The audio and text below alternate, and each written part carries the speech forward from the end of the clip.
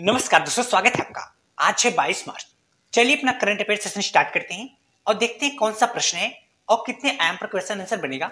उन सभी को देखने का प्रयास करेंगे। आज का पहला प्रश्न हमने अंतरिक्ष से लिया हुआ है। क्या प्रश्न है? हाल ही में VSSC ने गगनयान दल के लिए कौन सा ऐप विकसित किया? एक्चुअली में जो इसरो सेंटर है जिसके द्वारा अंतरिक्ष मिशन भेजा जाता है, इसी का एक सेंटर है VSSC, जिसका फुल फॉर्म है विक्रम साराभाई स्पेस सेंटर। आपको पता होगा, मैंने कुछ दिन पहले कराया हुआ था कि इसरो के द्वारा एक गगनयान मिशन भेजा जाना है। गगनयान मिशन क्या है? इसमें इस मिशन के द्वारा जो भारतीय हैं उनको अंतरिक्ष में भेजा जाएगा। तो गगनयान मिशन जो भेजा जाना है वो भेजा जाएगा VSSC से। तो अभी हाल ही में क्या हुआ, इन्हीं के द्वारा आपको पता है कि यहाँ अभी 4 एस्ट्रोनॉट घोषित किया गया था। जो 4 एस्ट्रोनॉट यहाँ पे जाएंगे वो कौन कौन है? वो है group captain Prashant Balakrishnan, group captain Ajit Krishnan, group captain Angad Pratap और विंग्स कमांडर, मतलब 3 ग्रुप कैप्टन है और चौथे हैं विंग्स कमांडर सुधांशु शुक्ला। आपको पता है घोषित किया गया था। तो इन्हीं सभी के लिए एक ऐप घोषित किया गया जिसका नाम है सखी ऐप। इस ऐप में क्या करेंगे, यह क्यों घोषित किया गया? तो किसके लिए घोषित किया गया? अंतरिक्ष यात्री के लिए घोषित किया गया। अंतरिक्ष यात्री अपना अपडेट, मतलब अपना फोटो या कुछ भी चीज जो भी करेंगे वहां उस ऐप में अपडेट होता रहेगा, उसमें सारी व्यवस्था है। तो अगर बात किया जाए कि गगनयान मिशन की जिम्मेदारी किसमें दिया गया है, तो BR ललित अंबिका को, जिसको अभी हाल ही में फ्रांस का भी सर्वोच्च पुरस्कार दिया गया था। एक किस रॉकेट से इस मिशन को भेजा जाएगा? उस रॉकेट का नाम है LVM-3। इसमें जो इंजन लगा है वो क्रायोजेनिक इंजन CE-20। अभी हाल ही में इनको चारों कैप्टन का नाम घोषित किया गया और इनका प्रशिक्षण चल रहा है। प्रशिक्षण में कौन कौन सा प्रशिक्षण? जैसे शारीरिक प्रशिक्षण, मानसिक प्रशिक्षण और उड़ान प्रशिक्षण। इसके साथ साथ आपात स्थितियों में उस उड़ान का कैसे संचालन किया जाए, उस सभी का प्रशिक्षण चल रहा है। उसके बाद इस मिशन को भेजा जाएगा। चलते हैं नेक्स्ट टॉपिक। नेक्स्ट टॉपिक हमने नियुक्ति से लिया हुआ है। हाल ही में ऑल इंडिया रेडियो का महानिदेशक किसे घोषित किया गया? देखो, सबसे पहले ये समझेंगे कि महानिदेशक किसे घोषित किया गया और जो ऑल इंडिया रेडियो है यह क्या है। और आपने कुछ नाम सुना होगा प्रसार भारती, उसके साथ साथ आपने नाम सुना होगा दूरदर्शन। एक्चुअली आपको बताएंगे, जो प्रसार भारती है ना, इसकी शुरुआत 1997 में किया गया था। यह सूचना प्रसारण करता है। तो इसी के अंतर्गत दो लोग आते हैं, एक तो आकाशवाणी आता है, एक दूरदर्शन आता है। आकाशवाणी के बारे में यहाँ बात करते हैं। दूसरा क्या है, इसके 2 घटक हैं।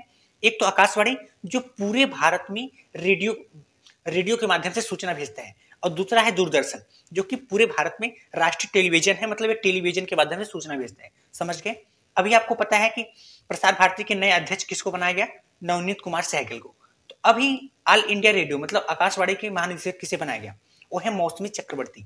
अगर बात करें कि आकाशवाणी क्या है, तो सूचना एवं प्रसारण के मंत्रालय के अधीन एक स्वायत्त संस्था है।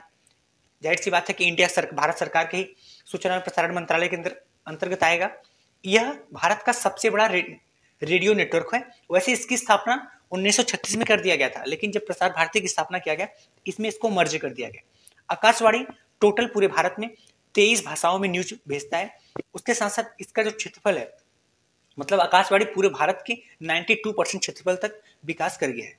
अगर बात करें कि ये प्रसार भारती की क्या सेवाएं हैं, तो यह विभिन्न भाषाओं में समाचार, करंट अफेयर, शिक्षा और मनोरंजन को प्रसारित करते हैं। विश्व रेडियो दिवस प्रतिवर्ष कब मनाया जाता है? तो विश्व रेडियो दिवस प्रतिवर्ष 13 फरवरी को मनाया जाता है। चलते हैं नेक्स्ट टॉपिक पे। नेक्स्ट टॉपिक हमने सम्मेलन समारोह से लिया हुआ है। विश्व दूरसंचार मानकीकरण असेंबली 2024 की मेजबानी कौन करेगा? वैसे ये ज्यादा इंपॉर्टेंट तो नहीं है, बट ये जो मेजबानी करेगा वो इंडिया के द्वारा, इसलिए हमारे लिए इंपॉर्टेंट है। अभी हुआ नहीं है, अभी होगा। ये कब होगा? ये होगा अक्टूबर में। कहाँ पे होगा? दिल्ली, भारत में। समझ गए? भारत के आपको पता होगा जो दूरसंचार है, मतलब टेलीकॉम, एक इसको रेगुलेट करने के लिए भारत में एक संस्था है TRAI, telecom regulatory authority of India, जिसकी स्थापना 1997 एक्ट से किया गया था। इसके अभी वर्तमान में अध्यक्ष कौन बने हैं? वो है अनिल लाहोटी। अगर बात करें कि जो विश्व दूरसंचार मानकीकरण असेंबली है क्या है, तो यह संयुक्त राष्ट्र के 3 विश्व सम्मेलनों में से एक है।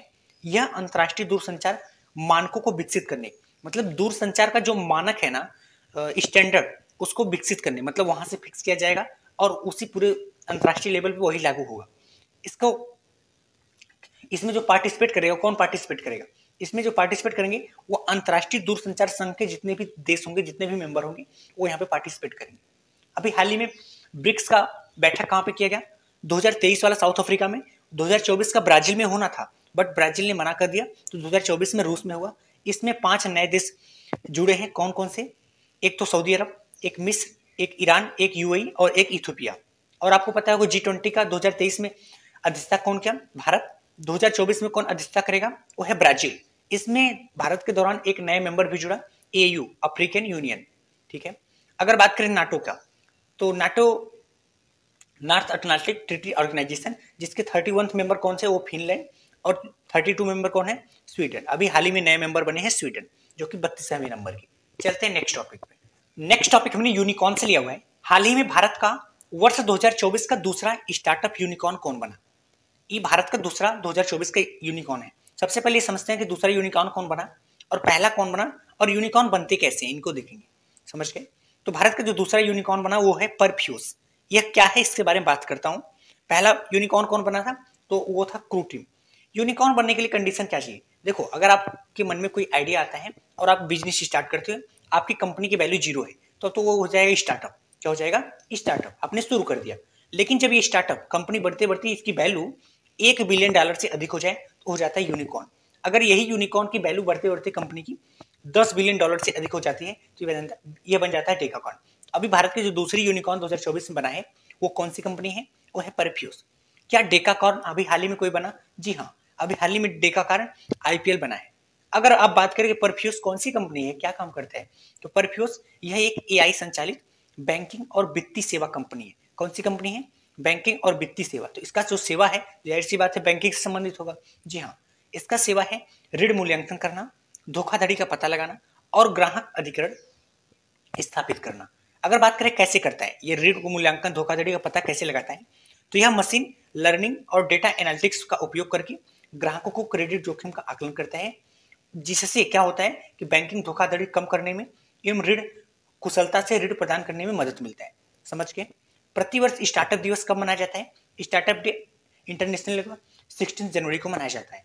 चलते हैं नेक्स्ट टॉपिक पे। नेक्स्ट टॉपिक हमने रिपोर्ट से लिया हुआ है। हाल ही में जारी विश्व खुशहाली रिपोर्ट 2024 में भारत का कौन सा स्थान है, और ये जो रिपोर्ट है इसको जारी कौन करता है, जारी करता कौन है, उसके बाद ये रिपोर्ट क्या है, इन सभी को देखेंगे। इसमें शीर्ष कौन है, शीर्ष पे टॉप पर कौन है, इसको भी देखेंगे।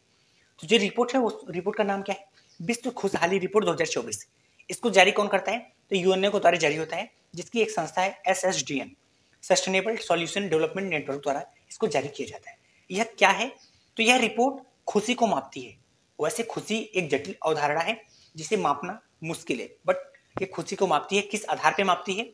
कि जीवन संतुष्टि, जीवन में आप कितने संतुष्ट हैं। अगर ये बढ़ता है तो हम मान लेते हैं कि खुशी बढ़ेगी। पर कैपिटा इनकम, पर व्यक्ति अगर आय बढ़ती है तो मान लेते हैं कि खुशी उसकी बढ़ रही है। जीवन प्रत्याशा, जीवन के प्रति आशा, मतलब अगर आपको जीवन जीने की इच्छा बढ़ रही है, अब खुशी बढ़ रही है। और भ्रष्टाचार अगर कम हो रहा है तो खुशी, मतलब ये कुछ आधार हैं जिसके आधार पे हम खुशी को मापते हैं। वैसे खुशी को मापना एक जटिल अवधारणा है। इस रिपोर्ट में प्रथम स्थान पे कौन है? वो है फिनलैंड। और फिनलैंड केवल इसी बार पहला नहीं है, ये लगातार 7वीं बार पहला रहा है। सबसे अंतिम में कौन है? वो है आपका अफगानिस्तान। अगर बात करें कि भारत का कौन सा स्थान है, भारत का स्थान 126वां स्थान है, और पिछले वर्ष भी 126वां स्थान था। इसका उद्देश्य क्या होता है? इस रिपोर्ट का उद्देश्य क्या होता है? इस रिपोर्ट का उद्देश्य होता है कि विभिन्न देशों के बीच खुशी का तुलना करा कि कौन सा देश कितना खुशी है।